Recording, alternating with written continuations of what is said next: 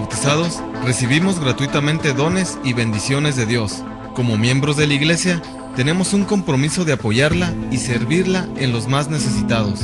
Ley aplicada, para dar respuesta a tus dudas más frecuentes sobre la ley aplicada en la Iglesia Católica. Ley aplicada. Comenzamos.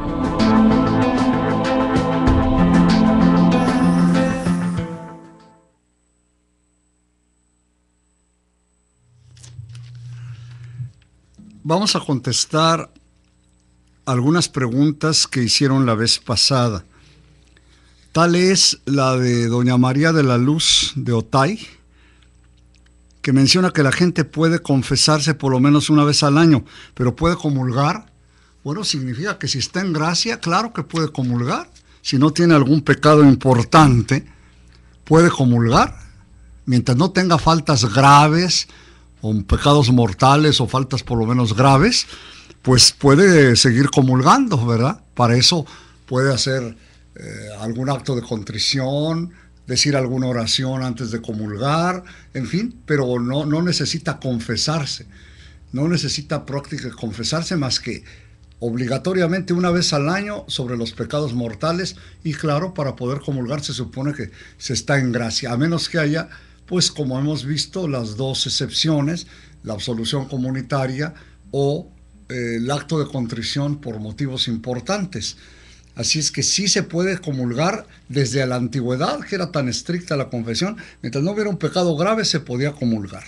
Y podía uno hacer decía, qué sabio el catecismo de Ripalda, el pecado venial se borra con una de estas 9 cosas, con decir un Padre Nuestro, con decir el yo pecador, con usar el agua bendita, con usar algún acto especial de amor de Dios o algún acto de caridad o de servicio. Con eso es suficiente para borrar los pecados veniales, lo que se nos va pegando del polvo de todos los días, del sudor de todos los días. Así es que solamente cuando hay pecados graves obliga la confesión una vez al año, por lo menos la confesión una vez al año, y si se tienen pecados graves. De otra forma, afortunadamente se puede comulgar, y hay mucha gente que realmente no tiene pecados graves, mortales, no tiene pecados graves, afortunadamente. Es como si toda la gente estuviera enferma de cáncer, sería tremendo, ¿no? Hay mucha gente que lleva una vida realmente bien, una vida correcta, diríamos. La otra pregunta es de Jack, de Colonia del Río, Tijuana. ¿Cuál es la fórmula correcta de confesarse? ¿Tienes que detallar los pecados? ¿Qué significa detallar los pecados? No, los pecados deben decirse según el número y la especie. Dice, a confesar según su especie y número los pecados graves cometidos después del bautismo, ¿verdad? O sea, el número, pero no los detalles. Puedo decir, he pecado, o que la cosa se entienda, ¿verdad? Un estado de pecado. He tenido adulterio con la misma persona muchas veces o pocas veces, ¿verdad? O una sola vez, ¿verdad? Si ha sido con una sola persona, con varias personas, sí. Debemos numerar, es decir, más o menos el número de pecados, a menos que sea obvio, ¿verdad? Una persona que dice, bueno, pues he trabajado en la prostitución, pues no es necesario preguntar más allá de que se da uno cuenta de que lo que ha hecho esta persona, que se da uno cuenta del estado de la conducta de las personas. También hay que decir cuando cambia la naturaleza del pecado. Por ejemplo, he tenido relaciones sexuales con una mujer, con una persona de sexo femenino o de sexo masculino, ¿verdad? Eso sí hay que decirlo porque cambia la naturaleza del pecado. Entonces, más o menos el número, ¿verdad? O el estado de pecado. Si es un pecado habitual, he vivido 6 años en concubinato, ya entonces ya no es necesario decir más, ¿verdad? Basta nada más que el sacerdote se dé cuenta del estado del penitente, del pecado, ¿verdad? Y del número, pues cuando sean actos ocasionales, ¿verdad? Cuando es un pecado continuado, pues no es necesario decir, viví 6 meses en unión libre, o he estado viviendo en adulterio 20 años, en fin, con eso es suficiente para decir el número y especie de los pecados. Bien, ojalá que le haya servido, pero no es necesario, lo que sí, detalles, y menos el nombre del cómplice o detalles circunstanciados. Esto no es de ninguna manera, de ninguna manera es una cosa de índole psicoanalítico o algo por el estilo, sino nada más de el número de los pecados. He cometido un homicidio o 5 homicidios, inclusive soy responsable de ellos, o al revés, soy soldado de la policía y tuve que repeler una agresión y maté a 2 o 3 personas sin querer, ¿verdad? Eso sí, es necesario decirlo. ¿Tuve responsabilidad o no tuve responsabilidad? De tal manera que quede claro la situación de la persona. Ojalá le haya servido a Jack y a la señora María de la Luz de Otay. Vamos a entrar al inicio del año, o sea, faltan 2 programas todavía, a un nuevo capítulo que se llamará El Pueblo de Dios. ¿Cómo está constituido el pueblo de Dios? Pero ahora en la parte final nos faltaría ver, bueno, ya vimos de alguna manera todos los sacramentos, hemos repetido algunos sacramentos, ahora nos faltaría nada más, hoy vamos a tratar de ver la unción de los enfermos y otros aspectos que tocan a otros actos del culto divino. Desde luego, la unción de los enfermos es fundamental e importante, y aquí hay que corregir a veces ciertas ideas de las personas, ¿verdad? La unción de los enfermos, que se llamaba antes extrema unción, la unción al extremo de la vida, ha dado lugar a muchas cosas poco pastorales. Es decir, la unción de los enfermos debe recibirlo quien está enfermo primero, enfermo de algo. Puede ser de una cosa estable, que ponga en cierto peligro su vida. La misma vejez debe considerarse una enfermedad, o bien un enfermo, inclusive en las iglesias orientales, a los dementes se les considera enfermos, ¿verdad? Lo cual están enfermos, evidentemente, y muchas veces enfermos gravemente, y muchas veces por motivos extrínsecos o intrínsecos, con peligro de muerte. Así es que siempre que hay una enfermedad importante, ¿verdad?, no un catarro, sino una enfermedad, puede ponerse la unción de los enfermos. Más si esta enfermedad pone en peligro la vida de la persona, de alguna manera. Enfermedades como la diabetes, enfermedades como el lupus, enfermedades como cualquier tipo de problemas cancerosos, de problemas del corazón importantes, de problemas del pulmón, de problemas del hígado, en fin, de todo, cualquier parte del cuerpo que pueda representar un cierto peligro. Personas que van a ser intervenidas en alguna operación quirúrgica, todos estos se les puede poner la unción de los enfermos.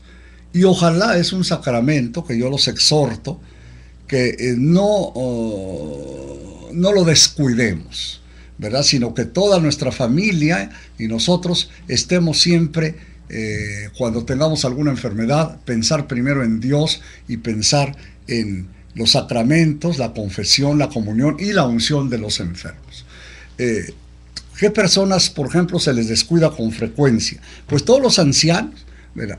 Mucha gente que dice, pues tengo a mi papá que ya tiene 90 años, que tiene 85 años, que tiene 88 años y que pues no es muy practicante, pero pues se puede llamar al sacerdote para que le ponga la unción de los enfermos. Ya la misma vejez es una enfermedad. Personas que tienen todas estas enfermedades actuales, el Alzheimer, por ejemplo, aunque no se den muy bien cuenta, aunque ya se les olvide las cosas, puede recibir perfectamente la unción de los enfermos, ¿verdad? En fin, muchísimas personas, y lamentablemente en este sentido los hospitales están muy descuidados, tanto de parte de las personas como de parte de los sacerdotes, para que todos pudieran recibir con tiempo la unción de los enfermos, ¿verdad? Es uno de los sacramentos importantísimos. ¿Por qué? Porque nos configura con Jesús que sufre, nos hace reflexionar sobre la temporalidad de la vida y nos configura con tener un mérito en todo aquello, como dice el canon, la unción de los enfermos con la que la Iglesia encomienda a los fieles gravemente enfermos o enfermos al Señor, al Señor doliente y glorificado para que los alivie y los salve. Se administra ungiéndolos con óleo y diciendo las palabras prescritas en los libros litúrgicos. No hay que confundir la unción de los enfermos con un sacramental que es el aceite bendito. El aceite bendito que puede poner cualquier persona. Ahí veía mucha gente antiguamente que pedía el aceite del Santísimo o pedía que se bendijera el aceite y se lo ponía a los enfermos. Eso no es el sacramento. Para recibir el sacramento se requiere que lo administre el sacerdote con la intención de administrar el sacramento. Pero las personas enfermas pueden recibir, si quieren, aceite bendito. Es una práctica muy frecuente en la vida cristiana, nada más que no hay que confundirlos. En uno de ellos es un sacramento que perdona los pecados, ¿verdad? En el otro es un sacramento que pide a Dios que se nos perdone los pecados y que nos alivie, sin ser sacramento. No confundir el aceite bendito o el aceite del Santísimo con el sacramento de la unción de los enfermos. Vamos a una pausa comercial y enseguida estamos con ustedes. Ley aplicada.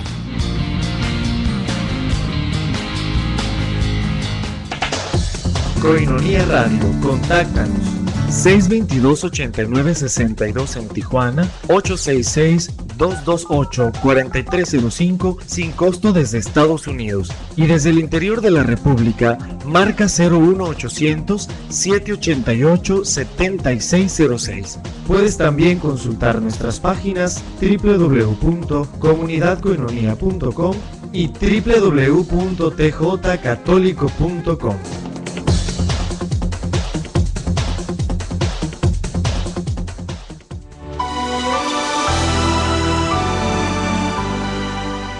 Koinonia Radio es un medio masivo de comunicación católico, dedicado específicamente a dar a conocer el Evangelio a tiempo y a destiempo, además de ser instrumento para que la palabra de Dios sea escuchada en todos los lugares posibles, no solo de nuestra arquidiócesis, sino de todo el mundo a través de Internet, y que Cristo se haga presente en los hogares y personas necesitadas de la palabra, que ilumina, que instruye y que consuela.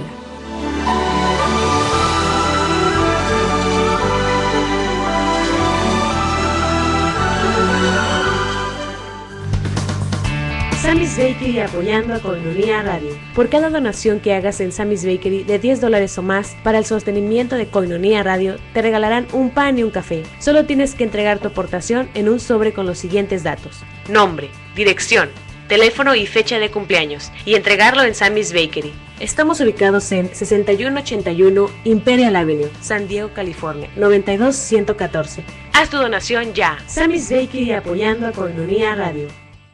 Son las 8:14. Ley aplicada. Estamos de regreso. Aclara tus dudas. Comunícate al teléfono 622-8962 en Tijuana y 866-228-4305 desde Estados Unidos. Continuamos en Ley aplicada. Ley aplicada. Ley aplicada.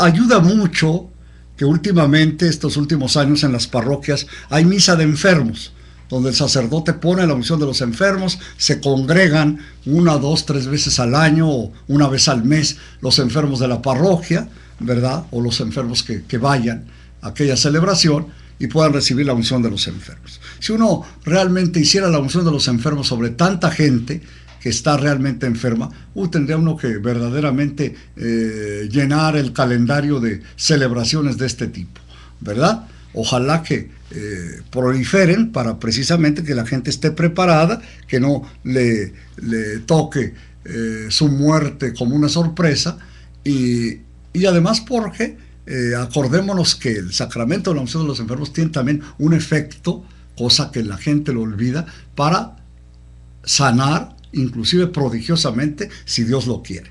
Es un sacramento que cura el alma, perdona el pecado, pero cura también el cuerpo, e inclusive podemos pedir un acto milagroso de Dios al recibir la unción de los enfermos. Si es que Dios lo quiere y lo permite, muchísima gente ha quedado sana después de recibir la unción de los enfermos. Así es que tengamos fe en Dios, ¿verdad? No tengamos... Yo realmente he encontrado poca gente resistente.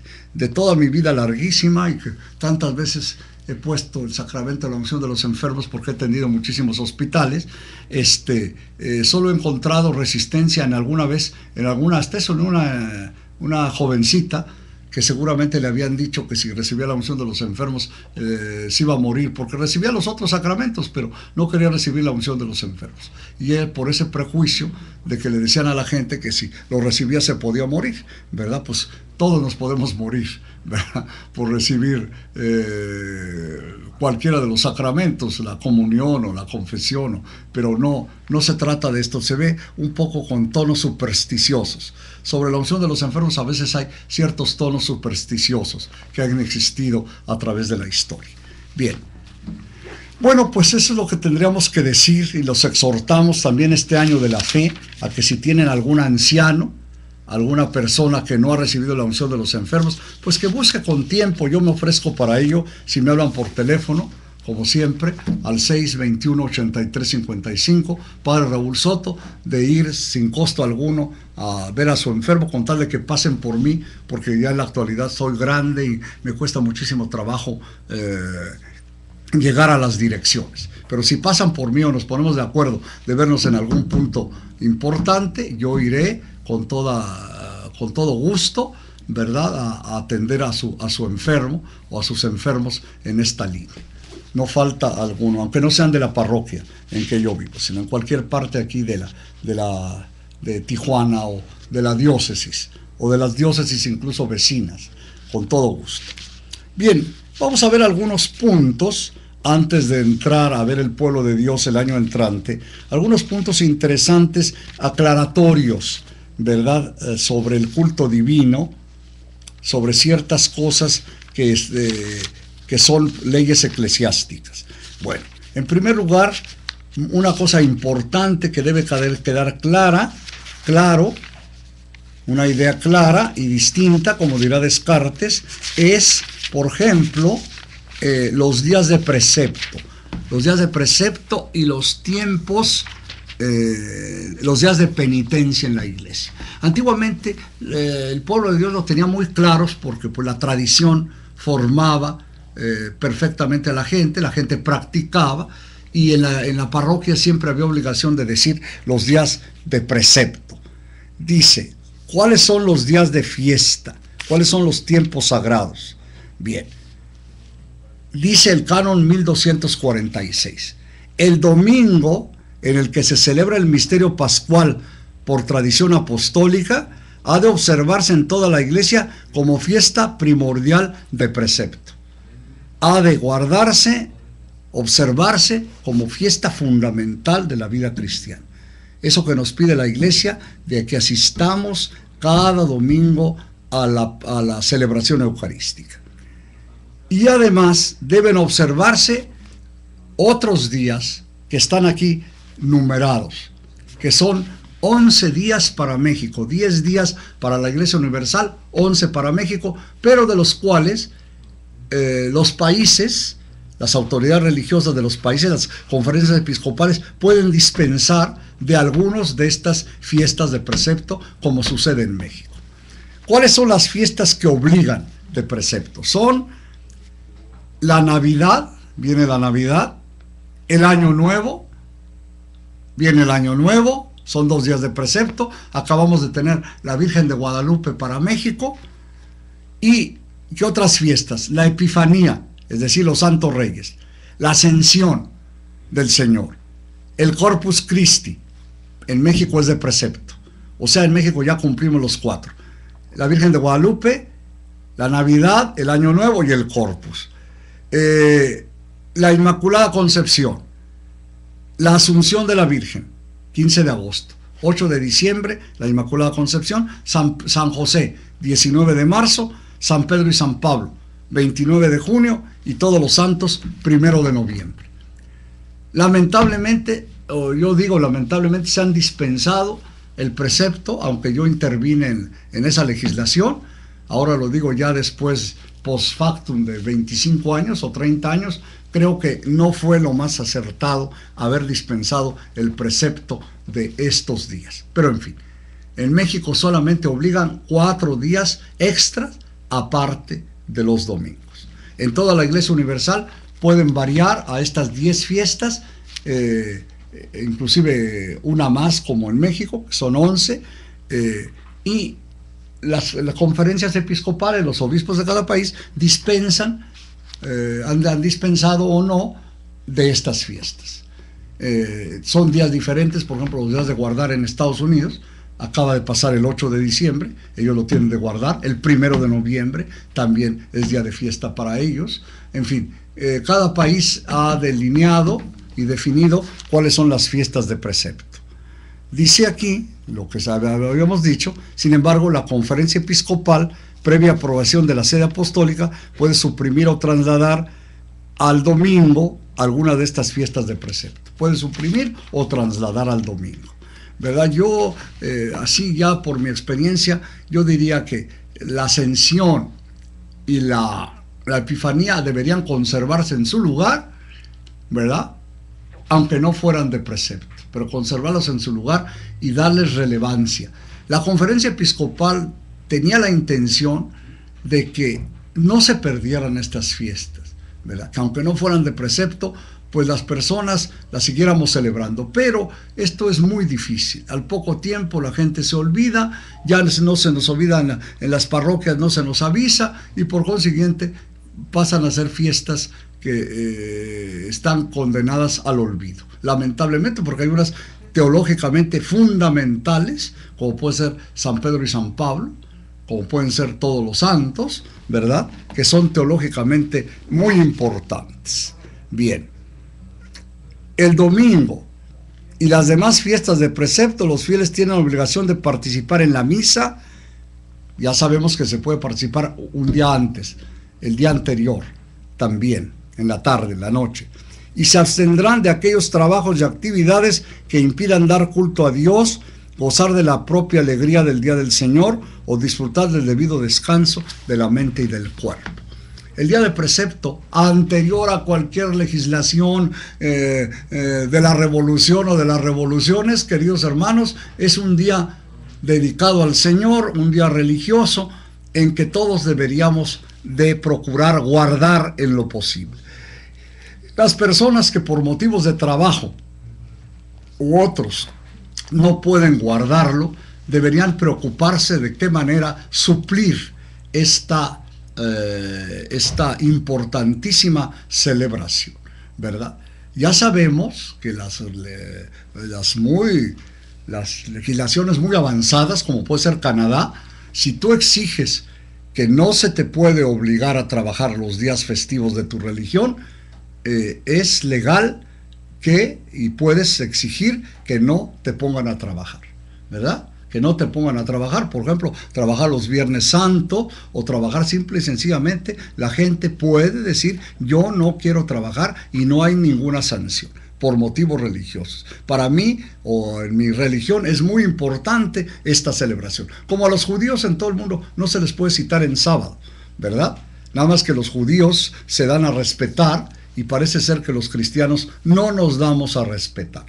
Así es que se puede exigir que no te obliguen a trabajar en los días de precepto, para ver que es un derecho, inclusive un derecho humano importante, ¿verdad? Yo les decía, no digamos, yo estuve en épocas en que no había escuelas religiosas.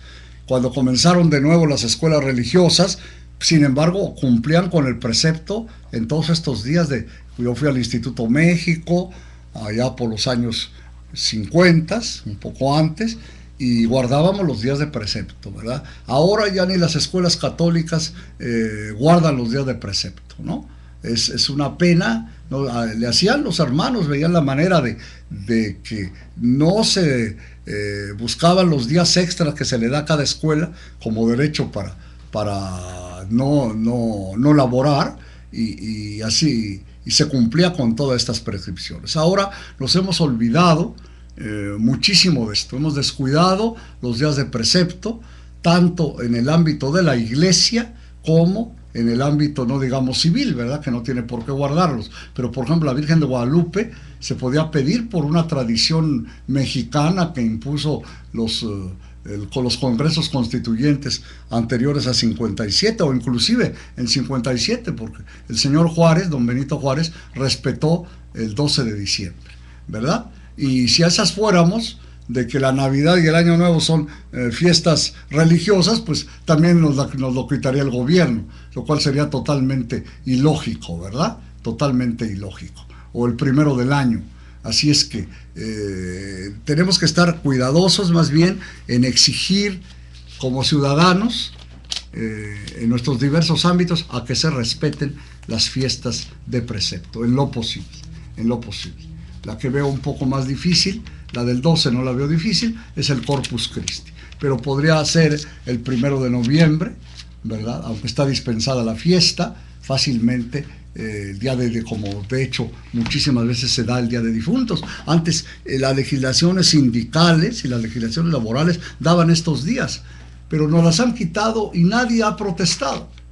Y como nadie ha protestado, pues por eso tenemos estas últimas legislaciones que desconocen totalmente o tienden a desconocer las fiestas religiosas. Ojalá que, como digo, en los diversos ámbitos, se me olvidó. Vamos a una pausa comercial y enseguida estamos con ustedes. Ley aplicada.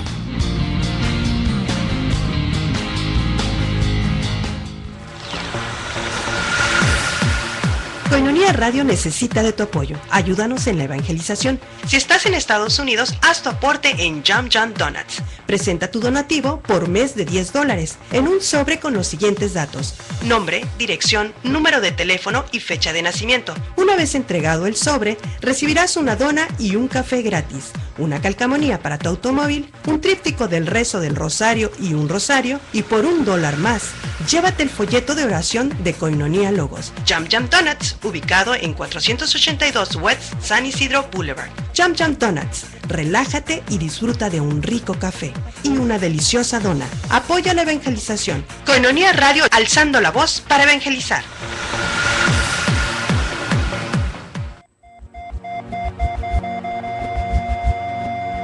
El aborto libre hasta las 12 semanas llegó a México Distrito Federal en verano de 2007. 5 años después, los abortos practicados allí han sido cerca de 500,000 solo en el DF. Esta cifra es mucho mayor, sin contar aquellos abortos hechos en clínicas clandestinas y abortos caseros. Mujer, sé valiente, defiende el hijo de tu vientre. Si me dejaron vivir, yo elijo la vida.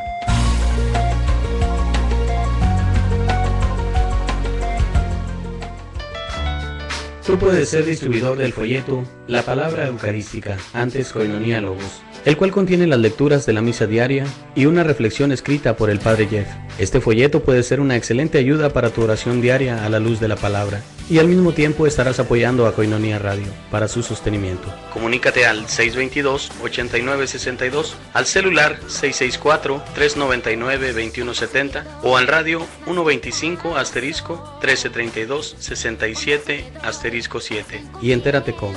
Sé un distribuidor del folleto La Palabra Eucarística en tu parroquia, en tu negocio o en tu comunidad. Comunícate ahora, nosotros los llevamos hasta tu domicilio.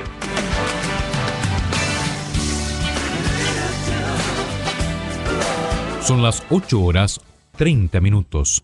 La temperatura en el exterior de nuestros estudios es de 11 grados. Tenemos una humedad del 92%. Y también tenemos una actualización del cruce de Garita. Solamente tengo la de San Isidro, la de Otay todavía no está actualizada. Por San Isidro dice que tenemos 9 puertas abiertas con una espera de 1 hora y 30 minutos. En Ready Lane tenemos 4 puertas abiertas con una espera de 30 minutos. Línea Entry tiene 3 puertas abiertas con una espera de 5 minutos. Y en el cruce peatonal son 15 las puertas abiertas. La espera es de aproximadamente 15 minutos. La Garita de la Mesa de Otay se las debo. Nada más está la actualización de las 6 de la tarde. Son las 8 de la noche con 30 minutos. Estamos en tu programa Ley Aplicada. Muchas gracias por estar con nosotros en esta programación de domingo. Ley Aplicada. Estamos de regreso. Aclara tus dudas. Comunícate al teléfono 622-8962 en Tijuana y 866-228-4305 desde Estados Unidos. Continuamos en Ley Aplicada. Ley Aplicada. Ley Aplicada.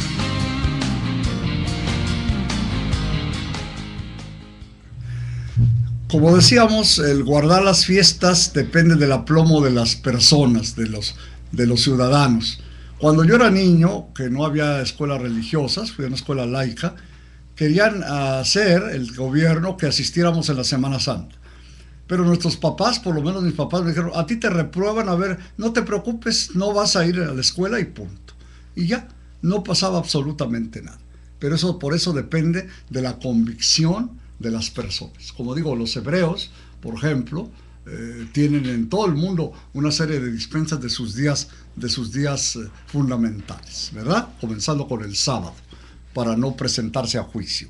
Así es que debemos ser cuidadosos en esto, sino que hay poca conciencia ya de los ciudadanos y se nos va montando encima, nos van montando y va viendo estos abusos de no respetar la idiosincrasia de los pueblos.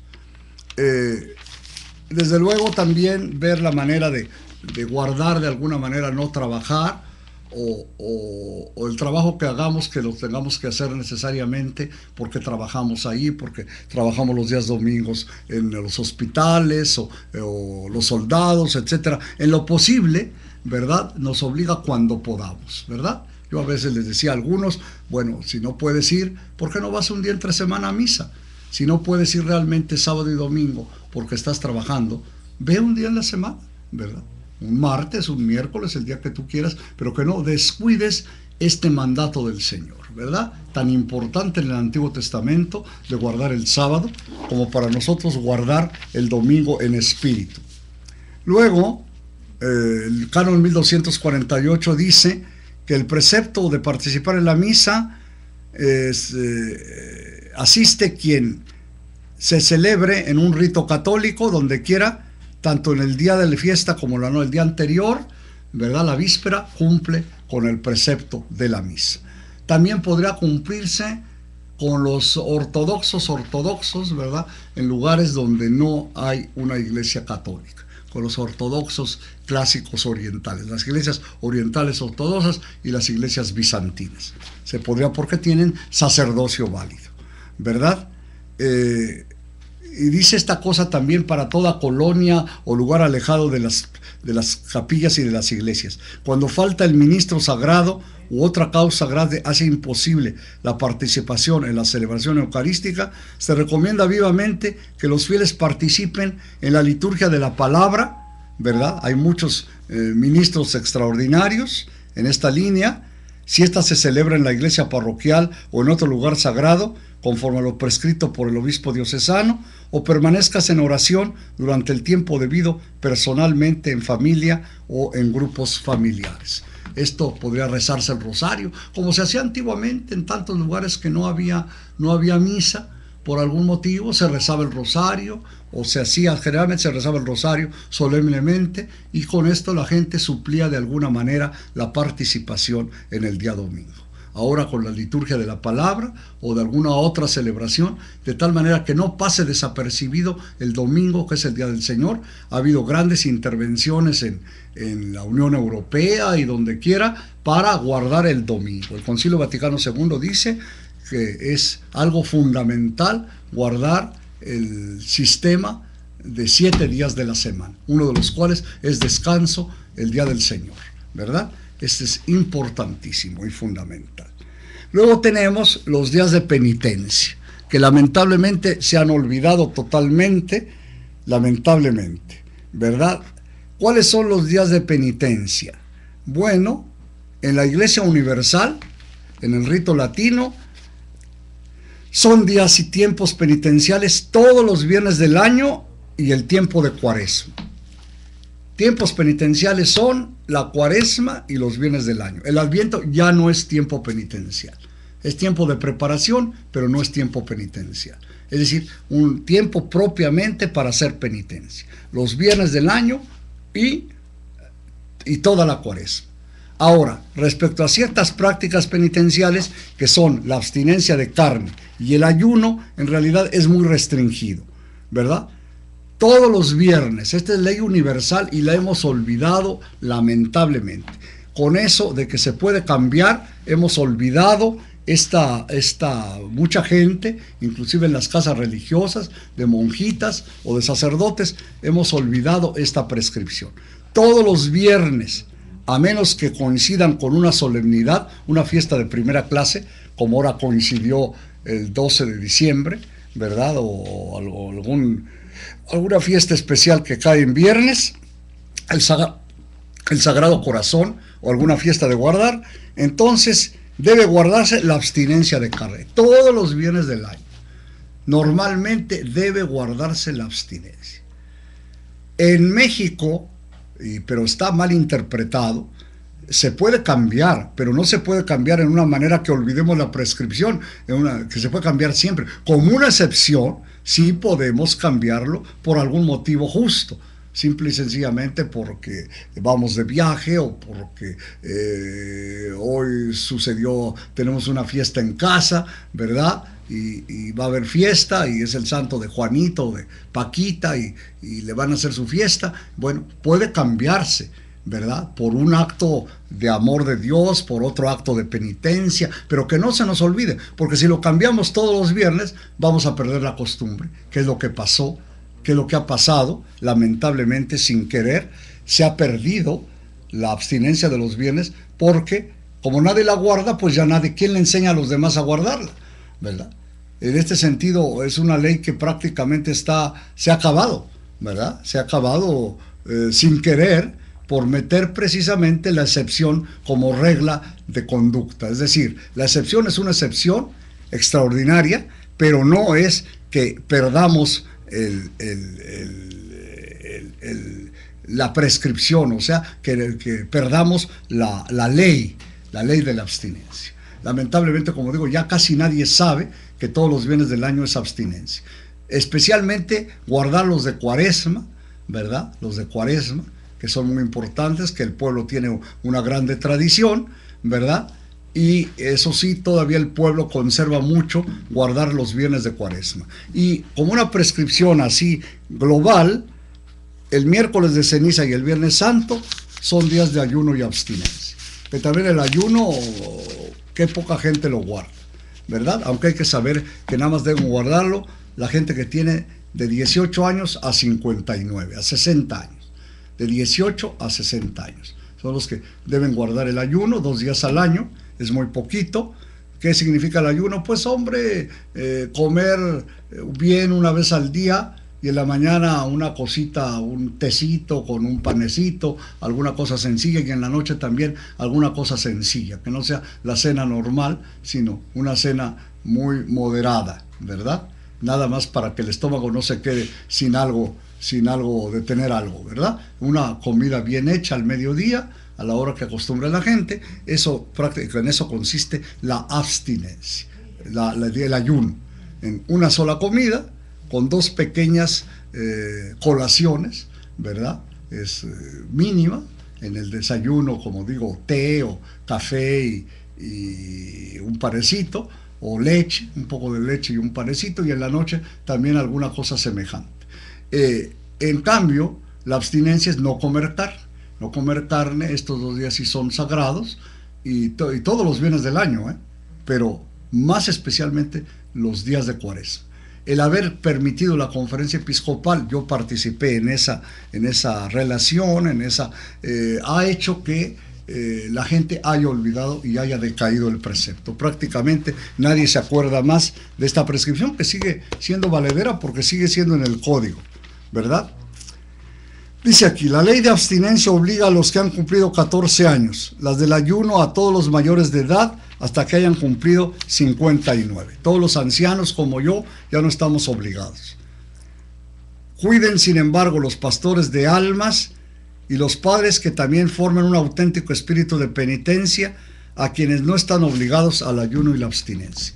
Sin embargo, todos podemos guardar de alguna manera esos días haciendo algún sacrificio para indicar que estamos dentro del espíritu de la iglesia. ¿Por qué es importante la abstinencia? No por comer o no carne, sino porque es un signo comunitario de decirle al pueblo de Dios, estamos en un día importante, en un día que debe celebrarse. Eso es la razón por la cual es importante estas prácticas, tanto de abstinencia como de ayuno. Vamos a una pausa comercial y enseguida estamos con ustedes. Ley aplicada.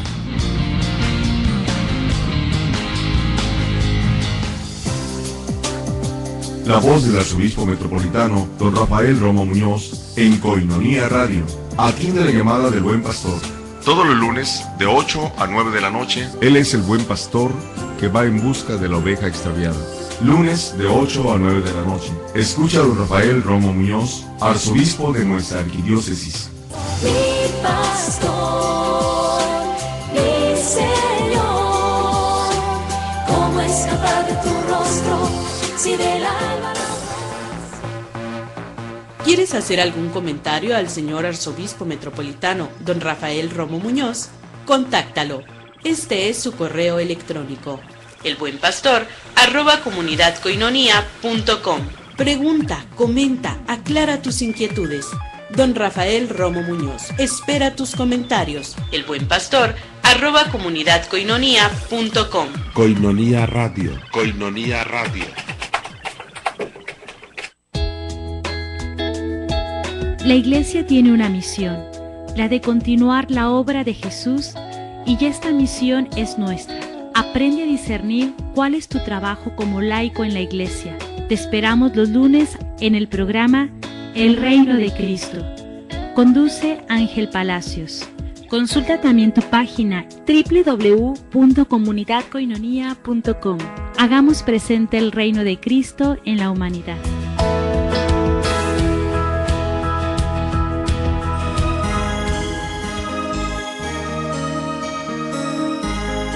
Cuarto domingo de Adviento.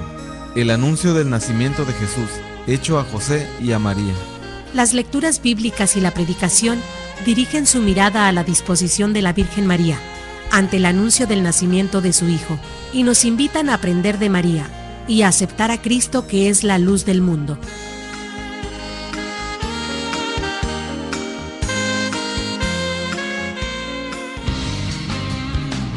Ley aplicada. Estamos de regreso.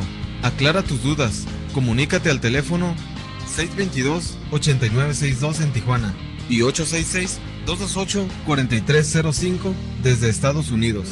Continuamos en Ley aplicada. Ley aplicada. Ley aplicada.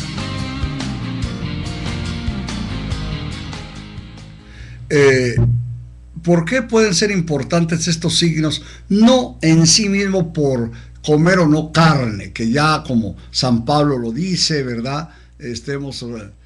Cristo nos ha liberado de la antigua ley, ¿verdad? Muy fijada en qué debería comerse o no comerse, los animales puros o impuros. No, sino es por la globalidad del signo, que la Iglesia ha buscado signos sencillos que todos puedan cumplir y que nos digan, este día es especial, es viernes de Cuaresma, este día es miércoles de ceniza, que comienza la Cuaresma, y el Viernes Santo que culmina la Cuaresma. Son días especialmente dedicados a pensar en la pasión del Señor, a pensar en la Semana Santa, en pensar en la Pascua del Señor, en pensar en todo aquello que conlleva la vida y pasión y muerte de nuestro Señor Jesucristo. Así es que no es otra cosa, sino la sencillez del signo. No es porque sea como una cosa así mágica de decir no voy a comer carne, no, simplemente porque quiero participar con la iglesia y sé que me está pidiendo que este día es importante, que los viernes es importante siempre que pueda yo abstenerme de comer carne, ¿verdad? Este signo de no comer carne, en México nunca existió los viernes, existían los viernes de Cuaresma y los días de vigilia, ¿verdad? Los días, ciertos días de Cuaresma, no nada más los viernes de Cuaresma, los miércoles, en la antigüedad, ¿verdad? Pero aquí estaba dispensado y eso hace que el signo haya sido realmente de difícil aplicación, pero en otros países, en Estados Unidos y en muchas partes, sí se cumplía perfectamente con no comer carne los viernes. Total, podemos cambiar el signo, pero no olvidar la ley, ¿verdad? Estoy seguro que la mayor parte que ya no cumple es porque ni sabe que existe la ley de la abstinencia. Entonces, este no es el sentido de la ley. La ley es cumplir de alguna manera cumplir con la ley, de acordarnos que el viernes es el día en que padeció nuestro Señor Jesucristo. Por eso los viernes son días especiales de penitencia, como lo pone aquí la iglesia, como lo ponen los cánones. Bien, pudiéramos decir también algunas otras cosas respecto a, por ejemplo, las exequias, ¿verdad? ¿Qué cosas son las exequias? Las exequias son los sufragios que se hacen a los difuntos cuando mueren, ¿verdad?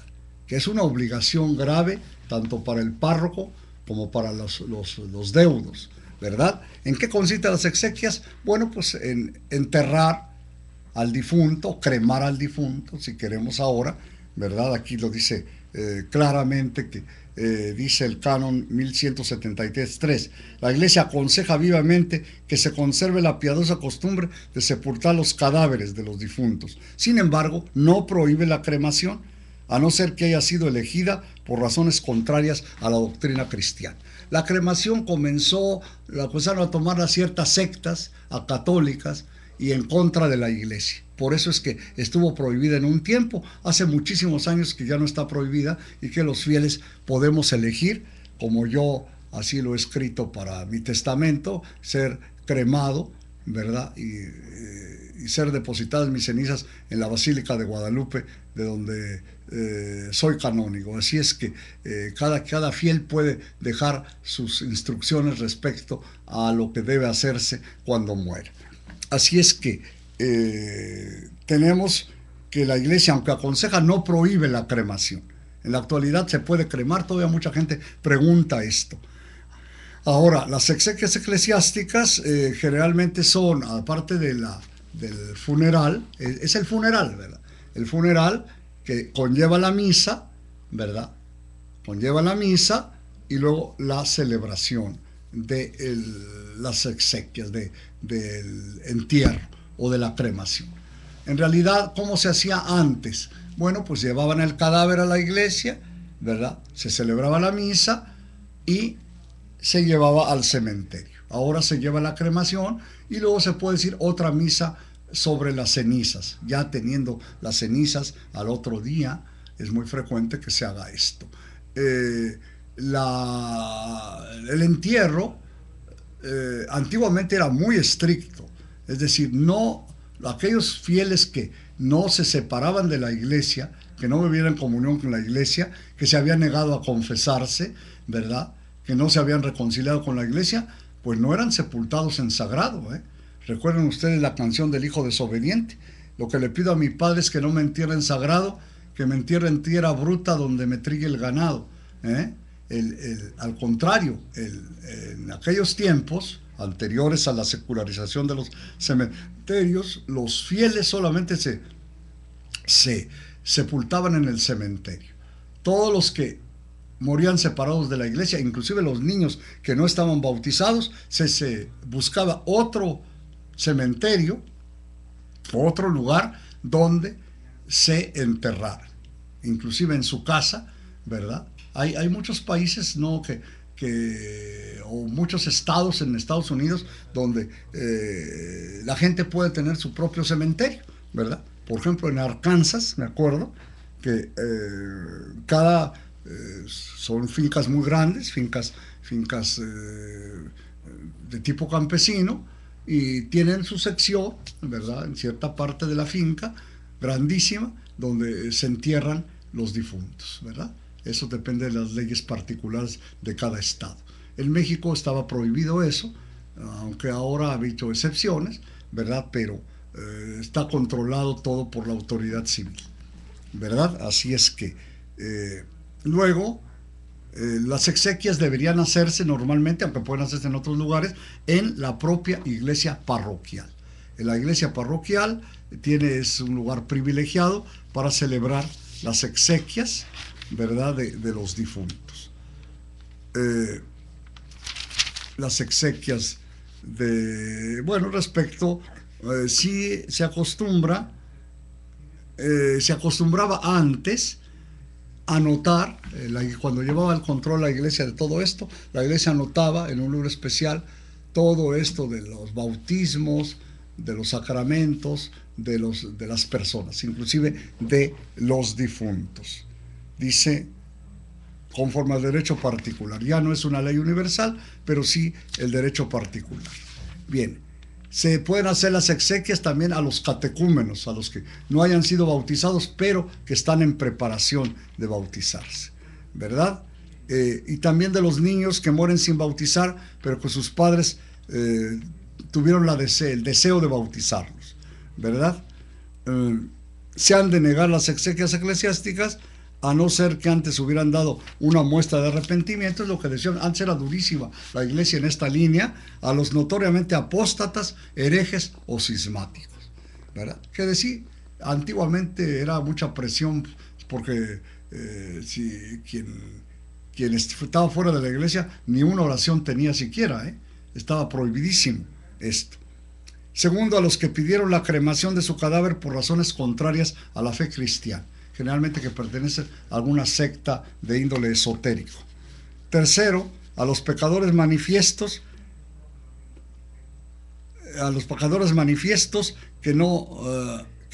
a quienes no puede concederse las exequias sin escándalo de los fieles, ¿verdad? Una persona que lamentablemente, uno supone siempre que Dios es infinitamente misericordioso, pero que de alguna manera pues tenían buena voluntad a pesar de sus pecados, ¿verdad? Si no, ¿a cuánta gente tendríamos que negarles las exequias eclesiásticas, ¿verdad? Las exequias eclesiásticas, no nada más aquellos pecadores públicos, ¿verdad?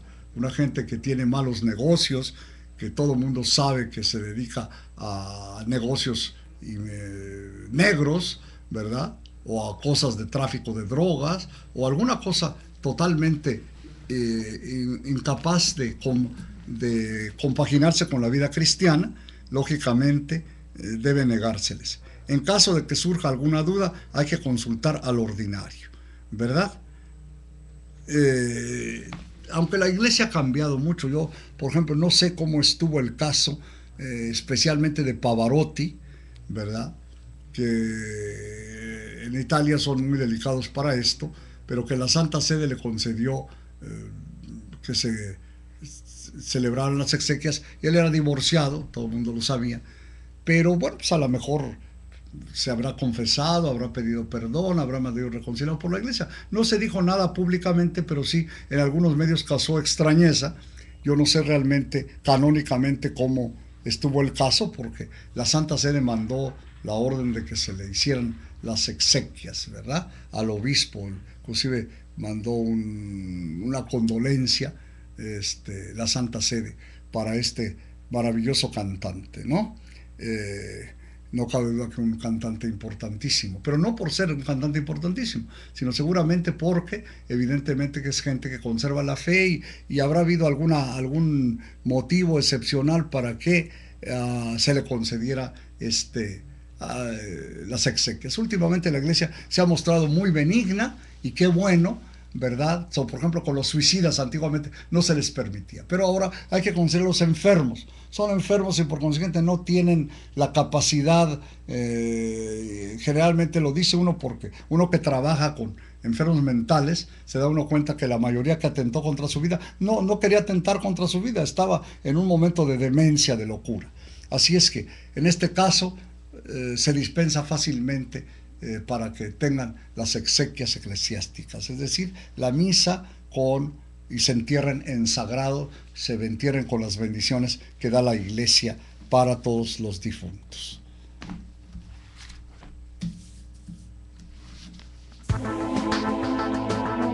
Un miembro activo de la Iglesia es aquel que toma la responsabilidad, los dones de la enseñanza y adoración al servicio de la Iglesia, que es familia de Dios. Gracias por haber compartido con nosotros en tu programa Ley Aplicada. Hasta la próxima emisión.